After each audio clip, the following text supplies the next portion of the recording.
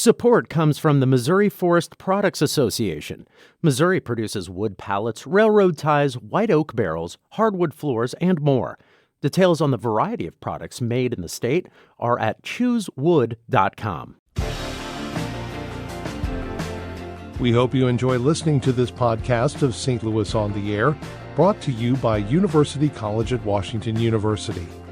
With undergraduate and graduate programs, part-time, evening, and online. University College at Washington University, offering world-class education within reach. Welcome to St. Louis on the Air. I'm Don Marsh. Union Avenue Opera is kicking off its 24th season tonight. The first of three featured programs is Gilbert and Sullivan's H.M.S. Pinafore. Scott Schoonover is founder and artistic director of the organization, and he is the man behind the new season. I sat down with him this week and observed that this 24th season series is an eclectic one. It is an eclectic one. We're always telling people we have something for everyone, and that's for sure this season.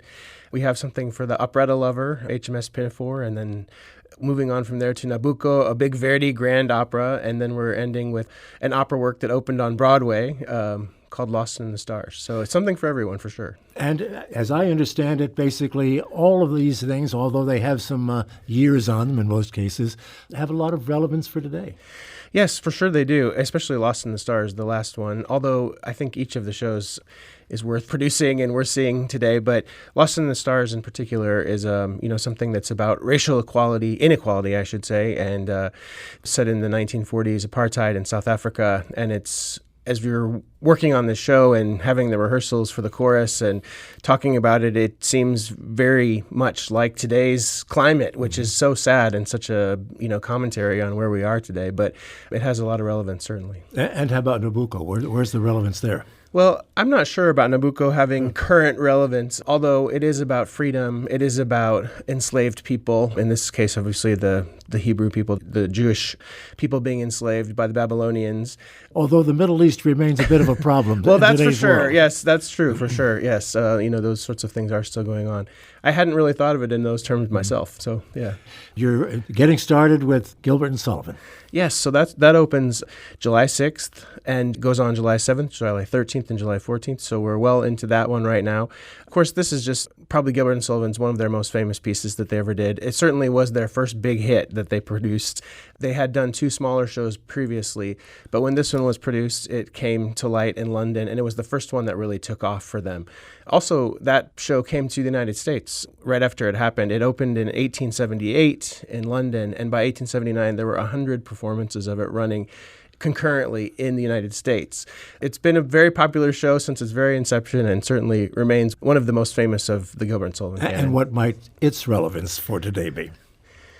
It's poking fun at politics. It's poking fun at party politics. It's poking fun at people being raised up to positions that they're not qualified to have. In that sense, I suppose it's a chance to come and laugh about things that are going on today. Boy, with what you've just said, it seems like it really will work for today. Yeah. What about today's audiences for Gilbert and Sullivan? Music and lyrics written 50 years ago. Yeah, it's amazing. Every time that we program Gilbert and Sullivan, which we have 3 or 4 times now, we get the biggest ticket sales that we've had for any show. So there's still a huge need for it, want for it. People want to see it, let's put it that way. I would say, I think the language of the dialogue it's very almost Shakespearean, and you really have to pay really close attention to understand what it is. But hopefully the actors are doing a good job of, punching up the right moments and making sure that people get the points. We do have and this is kind of a big boomy space that we're in, we do project super titles on both sides. And the last time that we did an operetta in there without super titles for the dialogue, people complained that they had a hard time understanding it. So this year we decided to title the dialogue as well as the singing. So if people aren't understanding everything that's going on, they can refer to the slides. So do you ever get any sense that detracts, though, from the music and from the performance overall? I think those people who can't hear what is being said would rather have that option available to them. And in our case, because we project to the sides of the stage, you don't have to watch them if you don't want to. You have to make a conscious effort to look over there and see it. So if you're understanding everything and don't want to look, you certainly don't have to. But I think for those people who don't understand, it's more of a distraction that they can't understand every word that's being said. And certainly when it's in Italian or when it's in French or German, we want people to have the option to know exactly what's being said at those times. We have some music from Pinafore that great. we'd like to play, give people a taste of it. I can't imagine there's anybody who hasn't heard, at one time or another, heard some of this, but why don't you set up what we can listen to? Sure. We're just about to, at the point in the show where Sir Joseph, who is the admiral of the Navy, and his cadre of women, cousins, aunts, sisters, are all coming on board, and the sailors are very excited to greet them.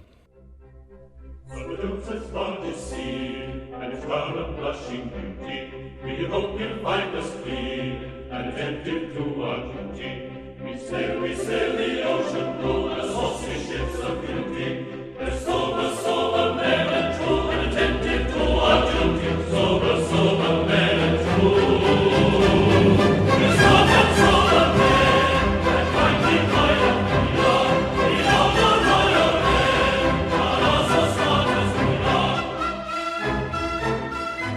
Gilbert and Sullivan, unmistakable. For sure. Scott, what do you think has made Gilbert and Sullivan and their work endure for all these years?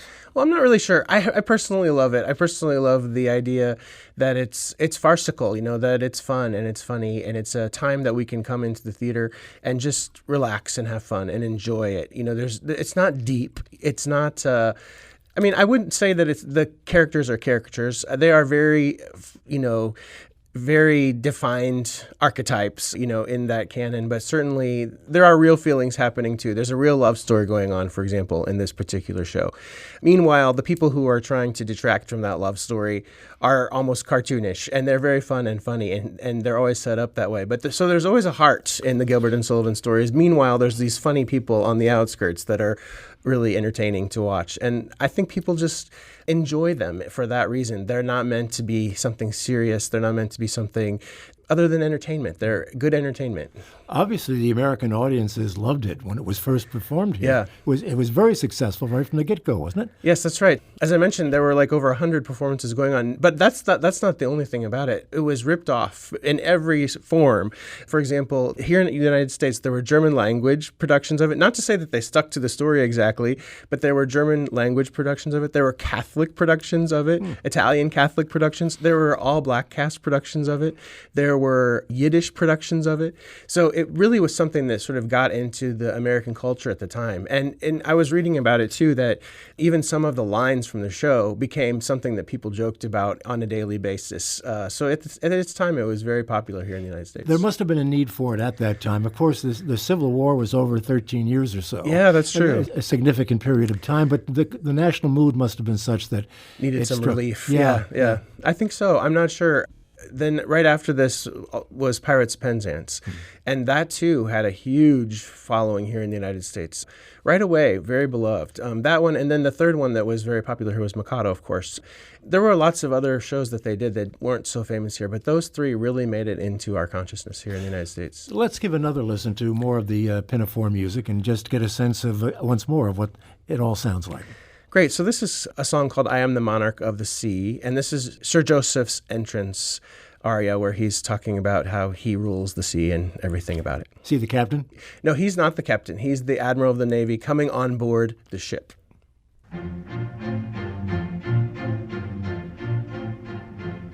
I am the monarch of the sea, the ruler of the Queen's Navy, whose praise Great Britain loudly chants. And we are his sisters and his cousins and his aunts. And they are his sisters and his cousins and his aunts, his sisters and his cousins and his aunts. When at anchor here I ride, my bosom swells with pride, and I snap my fingers at the foeman's taunts. And so do his sisters and his cousins and his aunts. And so do his sisters and his cousins and his aunts, his sisters and his cousins and his aunts. More from H.M.S. Pinafore, which is going to be opening the season. You're very excited about it, Scott, needless to say. For sure, yes. I'm very excited. This is our 24th season at Union Avenue Opera. Not only we have a big season this season, but we're gearing up for next year as well. I won't tell you about that just now, but 25 next year will be amazing. Wow. Has it become easier to attract quality singers over those 24 years, given the reputation as it's Yeah, increased? I would say somewhere about the middle of our run, we started being able to attract what we were looking for. We hold auditions each year in New York City and here in St. Louis, and we do 3 days of auditions in New York City, and we do 3 days here. We hear 80 singers a day in those days, wow. which is a lot of singers. And we have always a waiting list in both places of people that we don't get to hear. So we're very lucky to be able to, attract people. It's sort of at a good time of the year, too, for singers, because all the big companies are on break, and the summer season companies, like, for example, Opera Theater of St. Louis is already finished by the time we start. And people know if they're going to be going to Glimmerglass or to Santa Fe or something like that. So we can sort of get the people who aren't busy at that time of year. So it works out for us. You may not want to do this, but are there any names coming in that would be easily recognizable by your fans? Well, I'm not sure about easily recognizable. If you've been to the operas over the years many times, I'll tell you that in H.M.S. Pinafore, the two leads, Anthony Heinemann and Leanne Schuring, are people who've been working at Union Avenue Opera for years. They worked their way up from the chorus into smaller roles and now into their first big roles with us, which is pretty exciting. So if you've been watching them and us, you'll certainly know them. The rest of the cast, I'm not sure that you would know, but they're wonderful people from all over the country.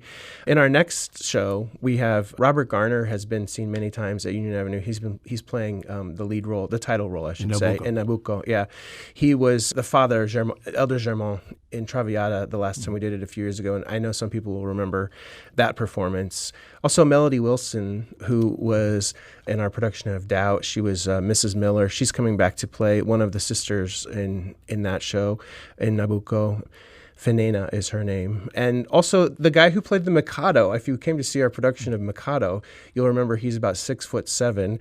He is coming to play the role of Zachariah, the lead baritone, the high priest in Zachary James is his name in Nabucco. So the rest of the cast are pretty new to us and to St. Louis, but there's a lot of new, interesting people coming in, certainly. You say you're working on next year already. What is your approach to establishing a season? I mean, what do you look for in terms of balance and how you want the audience to perceive what you're doing? Well, first of all, we look at things that we've done audience surveys the last couple of years to see what people are interested in having us do. That's one of the reasons we're doing Nabucco this year, because Nabucco came up and it was a real surprise to us. It came up over and over on these audience surveys, and I think partially it was because the Metropolitan Opera has been doing these broadcasts in theaters, and there was a wonderful production of Nabucco that they did very recently, and I think maybe that's how it sort of got its way into people's minds. But generally, we look at the season and say, we want to try to find something for everyone. We want to try to find something that's a little lighter. We want to do a kind of big, important language piece, Italian opera, and then the third piece is sort of a wild card. I like to do something every few years at least that's contemporary and that's very applicable to today. So, were you trying to make a point with Lost in the Stars, given our own recent history here? Yeah, I mean, it wasn't so much about trying to make a point as thinking that it's important that we bring this piece to this town and to our audiences. I actually found a recording of this about 15 years ago in the old Streetside Records on Del Mar, and I listened to it ever since then and thought it was really an important piece for us. And we were able to get a grant from the Kurt Weill Foundation, a sizable grant to help us with this production, and they've been a really important part of pulling this together for us. One final word, and that is you're doing the house tours this year, which will follow the season. Is that correct? That's right, yeah, in the fall. The months of October, November, and December, on the third Thursdays, they're calling them Third Thursday concerts, we're having different concerts in 3 significantly historical homes, significant also neighborhoods. And the first one's going to be at the Magic Chef Mansion on October the 18th. And that particular one is going to be opera duets, quartets, and arias like serious opera. Then the second one is going to be music with instruments from our orchestra. And the third one is going to be Christmas concerts. So those are on sale right now for those tickets. You can buy the whole package or you can buy just one single concert. And all that information's on our website. And you can go see which specific houses we're talking about and all that. We'll put a link to that website on our website, stlpublicradio.org. Sounds like you've got a busy 6 months ahead of you. Oh, it's going to be busy, but it'll be a lot of fun, I think. Sounds great. Thank you very much. Thanks to Scott Schoonover, founder and artistic director of Union Avenue Opera. The opening night performance of H.M.S. Pinafore is tonight at 8 o'clock at the Union Avenue Christian Church here in St. Louis. St. Louis on the Air is produced by Alex Hoyer and Evie Hemphill, with production assistance from Aaron Dorr, Caitlin Lally, and Charlie McDonald. The executive producer is Mary Edwards. St. Louis on the Air is a production of St. Louis Public Radio, 90.7 KWMU. Thank you for listening. I'm Don Marsh. Support comes from the Missouri Forest Products Association. Missouri produces wood pallets, railroad ties, white oak barrels, hardwood floors, and more. Details on the variety of products made in the state are at choosewood.com.